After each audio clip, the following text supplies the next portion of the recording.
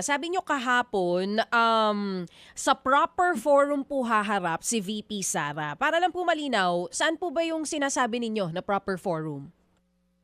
Kung ito po, Ms. Chacha, aakyat sa Senado, sa pananaw namin, no, yun na po yung proper forum. Explain ko lang po bakit namin sinasabi na yun yung proper forum. Kasi doon po sa liham na isinumbit natin sa Committee on Justice the day before the hearing yesterday, which was Tuesday po kami nagpadala ng sulat, inilahad po namin doon, no, ang aming objection dito sa proceedings na iginaganap dahil sa aming pananaw. And again, with due respect to our law, pero ito naman ay posisyon ng defense team, sa aming pananaw po kasi pupunta na po tayo sa conduct of a trial. No? In fact, the word mini-trial has been circulating.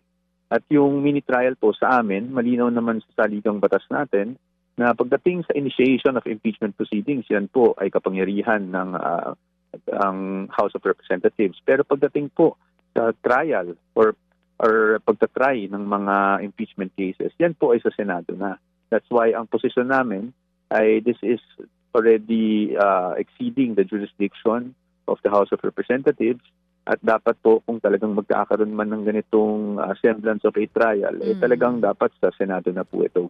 Mga kapatid, para sa iba pang mga balita at impormasyon, sundan niyo po kami sa X, Instagram, Facebook at syempre sa TikTok, True Network PH. Mag-subscribe din po kayo sa aming YouTube channel, True Network. May website din po tayo, truenetwork.ph, at pwede nyo rin po kaming mapanood sa Channel 19 ng aming True FM TV. Lagi pa rin makinig sa radyo dito po sa 105.9 True FM dahil dito, laging true sa'yo, kapatid. Dito tayo sa totoo, tunay at tapat.